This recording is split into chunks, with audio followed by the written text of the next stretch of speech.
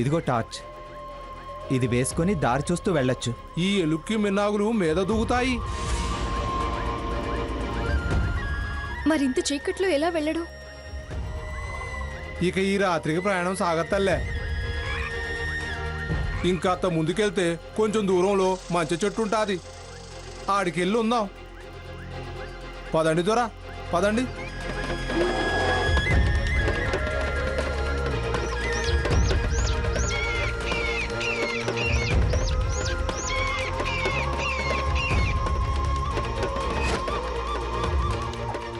అటు కాదు దొరా, ఇటు వెళ్దాం రండి.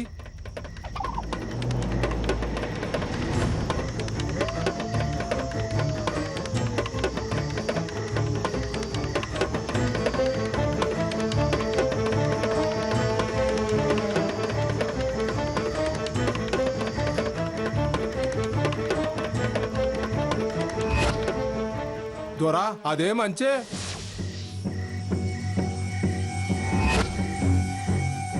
మీరు ఆ మంచం మీద ఉండండి. మంచం మీద? నేను కాగడా అంటించి పెడతాను, మీరు మంచెక్కి కూకోండి. నేను ఈ చెట్టు పక్కన కాగడా పెట్టుకొని పడుకుంటాను. మంట చూస్తే ఈ చుట్టుపక్కలకి ఏ జంతువు రాదు. భయపడకుండా మీరు మంచెక్కి పడుకోండి. ఎల్లండమ్మా.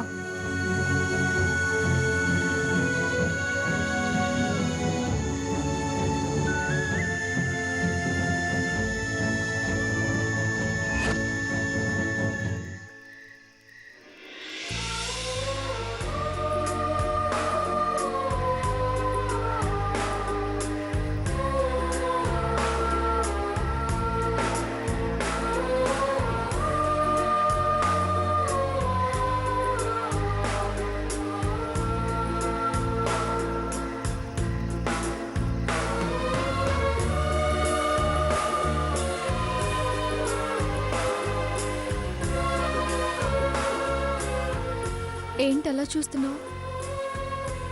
పంచభూతాల సాక్షిగా ప్రకృతి ఒడిలో మనల్ని వనదేవత ఒకటి చేయాలని చూస్తుంది.